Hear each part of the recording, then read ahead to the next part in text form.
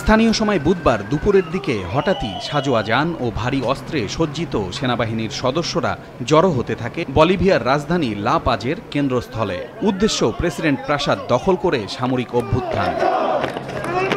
কিছুক্ষণের মধ্যে প্রেসিডেন্ট প্রাসাদ অভিমুখে সব রাস্তায় ব্যারিকেড দেয় সেনা সদস্যরা। মুহূর্তেই লা পাজের ঐতিহাসিক সেন্ট্রাল প্লাজা মুরিলো চত্বরে তৈরি হয় থমথমে অবস্থা। অভিযানের এক পর্যায়ে একটি ট্যাঙ্ক প্রেসিডেন্টের বাসভবনের ধাতব ফটক ভেঙে ফেলার চেষ্টা চালায়। সে সময় বাসভবনের ভেতরেই ছিলেন প্রেসিডেন্ট লুইস আর্চি। অবস্থা বেগতিক দেখে এক ভিডিও বার্তায় তিনি জানান, অভ্যুত্থান প্রচেষ্টার মুখোমুখি হয়েছে বলিভিয়া। গণতন্ত্র রক্ষায় জনগণকে রাস্তায় নেমে আসার আহ্বান জানান তিনি।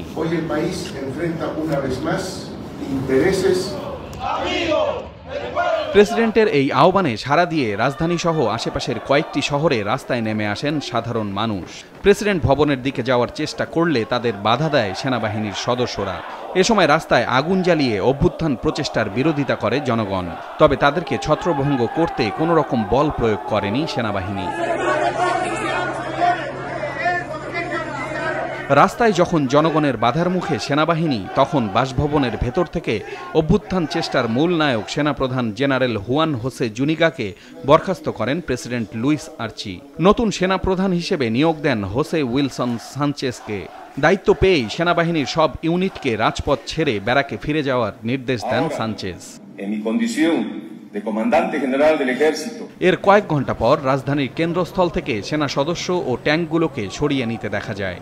এর পরপর বাসভবনের ব্যালকনিতে এসে অভ্যুত্থান প্রচেষ্টাকে প্রতিহত করার পাশাপাশি গণতন্ত্রকে রক্ষায় সবাইকে সোচ্চার হওয়ার আহ্বান জানান প্রেসিডেন্ট লুইস আর্চি। সেনাবাহিনীর অভ্যুত্থান প্রচেষ্টাকে প্রতিহত করে জনগণ যে সাহসিকতা ও দেশপ্রেম দেখিয়েছে তা অভূতপূর্ব।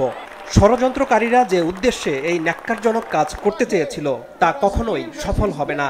যে কোনো মূল্যে বলিভিয়ার গণতন্ত্র সমুন্নত রাখতে সবাইকে ঐক্যবদ্ধ থাকতে হবে। অভ্যুত্থান প্রচেষ্টায় নেতৃত্ব দেয়া সেনাপ্রধান জেনারেল হুয়ান হোসে জুনিগাকে গতকালই গ্রেপ্তার করা হয়। পরে গণমাধ্যমের সামনে তাকে হাজিরও করা হয়। এ সময় তার অন্যতম সহযোগী ডেপুটি অ্যাডমিরাল হুয়ান আর্নেস সালভাদোরকেও গ্রেপ্তার দেখানো হয়।